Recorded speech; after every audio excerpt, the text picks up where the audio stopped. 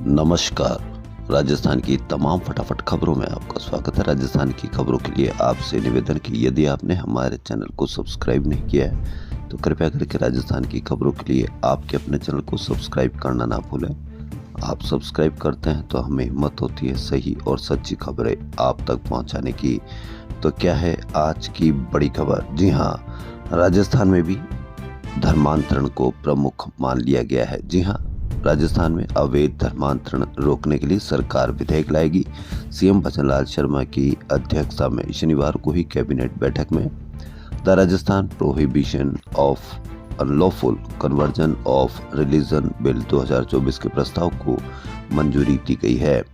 विधेयक के कानून बनने के बाद कोई व्यक्ति या संस्था कपटपूर्वक, बलपूर्वक और अनुचित प्रभाव से धर्म परिवर्तन नहीं करवा पाएंगे। अगर कोई धर्म परिवर्तन के उद्देश्य से विवाह करता है तो पारिवारिक न्यायालय ऐसे विवाह को अमान्य घोषित कर सकता है। इसमें अपराध गैर जमानती व संज्ञेय होगा। ऐसा करने पर 1 से 10 साल तक की सजा का प्रावधान होगा। मर्जी से धर्म परिवर्तन पर 60 दिन पहले कलेक्टर को सूचना देनी होगी। डिप्टी सीएम प्रेमचंद बैरवा व विधि मंत्री जोगाराम पटेल ने कहा कि अन्य कई राज्यों में जबरन धर्मांतरण रोकने के लिए पहले से ही कानून है। कैबिनेट में औद्योगिक एवं आर्थिक विकास को गति देने के लिए 9 नई नीतियों के अनुमोदन, 7वें राज्य वित्त आयोग के गठन, बीकानेर और भरतपुर में विकास प्राधिकरण के गठनों के लिए अध्यादेश लाने, खेमराज समिति की सिफारिशों के अनुरूप राजस्थान सिविल सेवा नियम 2017 में संशोधन और विभिन्न सेवा नियमों में संशोधन सहित कई फैसले लिए गए। Rajasthan contractual appointment to civil post rule 2022 में संशोधन को मंजूरी दी गई। इसके तहत नियुक्त कार्मिकों को 1 जुलाई या 1 जनवरी को पारिश्रमिक वृद्धि का लाभ मिलेगा। प्रथम वार्षिक पारिश्रमिक वृद्धि 1 वर्ष से पहले ही मिलेगी। राजस्थान भू राजस्व क्षेत्रों में कृषि भूमि का कृषि नियम 2007 में संशोधन को मंजूरी दी। इससे SC ST के लिए कृषि भूमि का solar farm, solar power plant, wind farm, wind power plant के लिए कन्वर्जन आसान होगा। कन्वर्जन शुल्क में छूट का भी प्रावधान होगा। वहीं जयपुर में शनिवार को 51वीं gem and jewellery award ceremony में अडानी ग्रुप के चेयरमैन गौतम अडानी शामिल हुए। उन्होंने अमेरिका में ग्रीन एनर्जी कंपनी पर लगाए गए आरोपों पर कहा कि पहली बार नहीं है जब समूह को ऐसी चुनौतियों का सामना करना पड़ा। उन्होंने कहा कि हर हमले में हमें और मजबूत बनाया। अडानी ने कहा कि कंपनी के किसी भी व्यक्ति के ऊपर अमेरिका के फॉरेन करप्ट प्रैक्टिस एक्ट के उल्लंघन या साजिश के आरोप तय नहीं हुए हैं। उन्होंने कहा कि हमें राजनीतिक विवादों में फंसाया गया, हमलों ने हमें और मजबूत बनाया है। स्मार्ट सिटी प्रोजेक्ट की डेडलाइन अगले साल मार्च में पूरी होगी। 151 में से 140 प्रोजेक्ट कागजों में पूरे हैं क्योंकि सिर्फ 11 प्रोजेक्ट शहरवासियों के फायदे के लिए है। शेष तो विधायकों की सिफारिश और सड़क नाली बनाने व पुराने भवनों के जीर्णोद्धार पर पैसा खर्च हुआ। स्मार्ट सिटी ने 900 करोड़ रुपए खर्च किए हैं। चौगान स्टेडियम की मल्टी लेवल पार्किंग और चांदपुर बाजार मल्टी लेवल पार्किंग को छोड़ दे तो स्मार्ट सिटी प्रोजेक्ट के नाम पर कुछ खास नहीं कर सकी। यूटिलिटी प्रोजेक्ट पूरा करने में हम पिछड़ गए हैं। हमारे से अच्छा तो उदयपुर स्मार्ट सिटी रहा, जहां न केवल सभी प्रोजेक्ट पूरे कर लिए गए हैं। जयपुर, कोटा, अजमेर व उदयपुर शहरों में स्मार्ट सिटी प्रोजेक्ट शुरू हुआ था। उदयपुर स्मार्ट सिटी पहले दिन से ही प्रदेश में नंबर 1 रही। शूटिंग शुरू हुई, कैंसर मरीजों को इधर उधर लगाया, परेशान हुए लेकिन कोई फर्क नहीं। स्टेट कैंसर हॉस्पिटल में राइजिंग राजस्थान के लिए शूटिंग की गई। DOIT द्वारा की गई शूटिंग मरीजों के लिए आफत बन गई। पर्ची कटाने के लिए कतार में लगे दर्जनों मरीजों को लाइन से हटा दिया गया। शूटिंग पूरी हुई, जिसका नंबर पहले आना था उसका नंबर 1 घंटे बाद आया। किसी को कोई फर्क नहीं कौन आगे था कौन पहले था, भगदड़ मची, लेकिन शूटिंग पूरी हुई और चले गए और उधर परेशान मरीज होते रहे। मरीजों को बेहतर सुविधाएं देने और उनकी परेशानियों को जानने के उद्देश्य से चिकित्सा शिक्षा विभाग के सचिव लगातार अस्पतालों के दौरे कर रहे हैं। कावटिया और जयपुर या अस्पताल पहुंचे सचिव अमरीश कुमार को दोनों ही जगह काफी अनियमितताएं मिली। दोनों जगह ही मरीजों की कतारें लगी थी और कोई सिस्टम डेवलप नहीं था। इमरजेंसी में भी डॉक्टर्स और स्टाफ की कमी मिली, हालांकि उन्होंने बेहतर काम करने वाले स्टाफ को प्रोत्साहित भी किया। अस्पतालों में कतार से परेशान लोगों को राहत देने के लिए अब जयपुरिया और कांवटिया अस्पताल में भी क्यू मैनेजमेंट सिस्टम लागू किया जाएगा। पहले ये कांवटिया और फिर जयपुरिया अस्पताल में शुरू होगा। अब देखना यह है कि क्यू मोड पर क्यू मैनेजमेंट कितना राहत देता है मरीजों को। हिमाचल, पंजाब और केरल सालाना बजट की 70% से ज्यादा राशि वेतन, पेंशन व ब्याज के भुगतान में खर्च करें, जबकि ओडिशा और झारखंड ने इन मदों में बजट का 30% से भी कम खर्च किया है। वर्ष 2022 के दौरान देश के सभी राज्यों ने बजट का औसतन 9% सब्सिडी में खर्च किया। राजस्थान, पंजाब ने फ्री बिजली में 95% सब्सिडी खर्च की है। कहीं आप इसका झटका बिजली सब्सिडी में कमी से तो नहीं देख पा रहे हैं, क्योंकि इस तरह की खबरें आपको कहीं न कहीं बिजली पर सब्सिडी खत्म करने की तैयारी भी हो सकती है। भगवान श्री सांवलिया जी सेठ के भंडार ने शनिवार को एक और रिकॉर्ड बनाया। भंडार खुलने के पहले दिन 11.34 करोड़ रुपए गिने गए। राजस्थान में राज्य उपभोक्ता आयोग जयपुर ने नेशनल हाईवे रोड पर गड्ढे होने को गंभीर मानते हुए कहा कि टोल लेने के बाद विपक्षी कंपनी का दायित्व है कि वह हाईवे रोड को दुरुस्त रखे।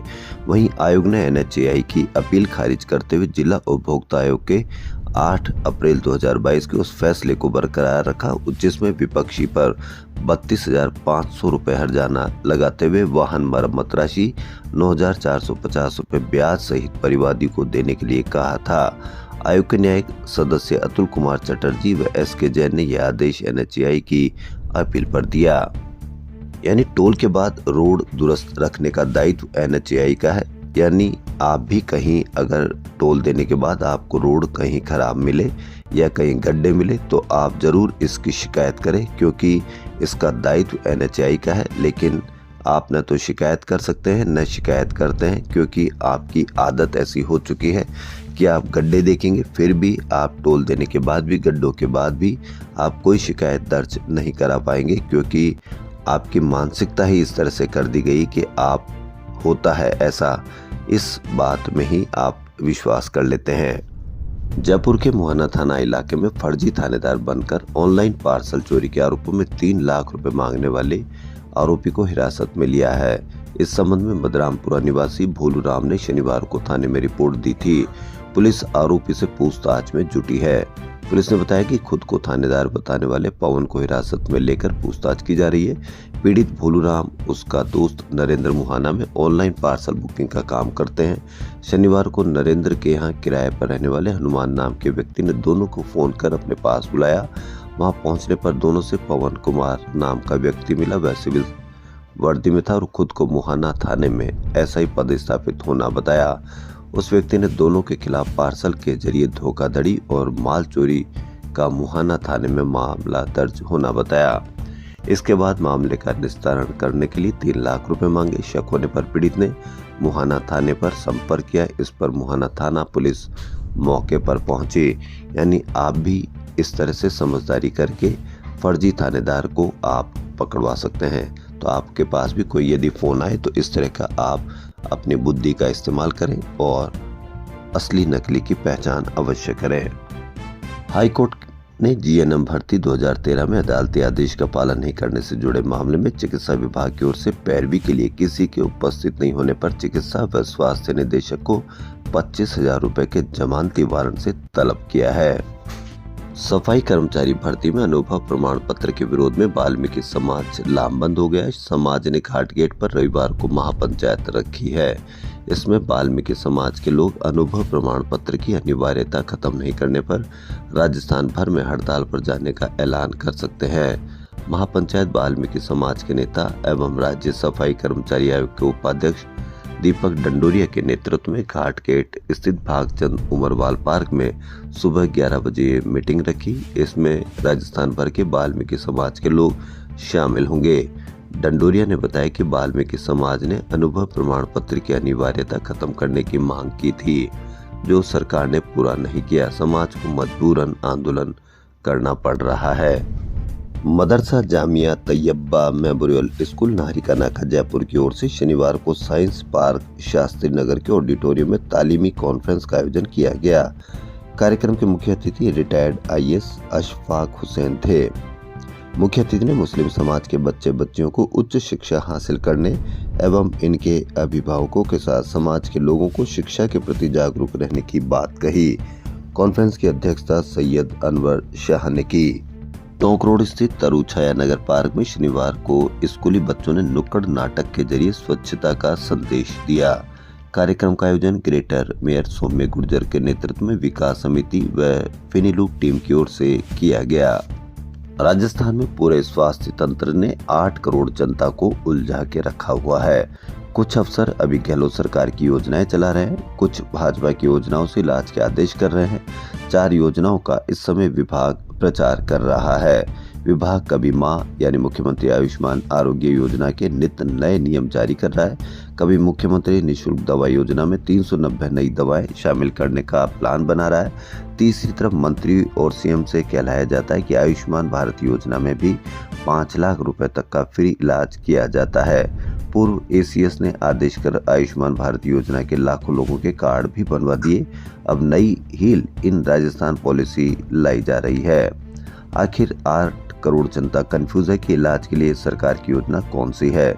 एक तरफ मां योजना में 25 लाख रुपए तक का फ्री इलाज करने के दावे किए जा रहे हैं, दूसरी तरफ मुख्यमंत्री निःशुल्क दवा योजना का दायरा बढ़ाने, तो तीसरी तरफ आयुष्मान भारत योजना में 5 लाख रुपए तक का फ्री इलाज देने के कार्ड बनाए जा रहे हैं। क्या आपको भी इस पर कंफ्यूजन है तो आप अवश्य कमेंट करें। कांग्रेस के महासचिव और वायनाड से नई सांसद चुनी गई प्रियंका गांधी से राजस्थान के नेताओं का मिलने का सिलसिला जारी है। पूर्व डिप्टी सीएम सचिन पायलट, प्रियंका के यूपी के सह प्रभारी धीरज गुर्जर आदि कई नेताओं ने उनसे मुलाकात की। उन्होंने प्रियंका गांधी से मुलाकात कर सांसद चुने जाने पर बधाई दी और पुष्प गुच्छ भेंट किए। सचिन पायलट सीडब्ल्यूसी की बैठक में शामिल होने दिल्ली गए थे। बैठक में भी पायलट प्रियंका गांधी के पास ही थे। दूसरी तरफ धीरज ने भी मुलाकात की। राजस्थान हाईकोर्ट ने उर्दू भाषा में जारी निकाहनामा को समझने के लिए आसान बनाने के लिए उसे द्विभाषी यानी हिंदी अथवा अंग्रेजी में जारी करने के दिशा निर्देश के लिए राज्य सरकार को विचार करने को कहा है। जस्टिस फरजंद अली की बेंच की सुनवाई के दौरान याचिकाकर्ता पति की ओर से अधिवक्ता एमएस सिद्दीकी ने पैरवी करते हुए पक्ष रखा। राजस्थान सरकार के गृह विभाग की ओर से अतिरिक्त महाधिवक्ता बीएल भाटी ने पक्ष रखा। उन्होंने निकाहनामा का प्रमाण पत्र उर्दू के अलावा द्विभाषी में जारी करने के संबंध में दिशा निर्देश परिपत्र को लेकर उच्च स्तर पर विचार विमर्श करने के लिए आश्वस्त किया।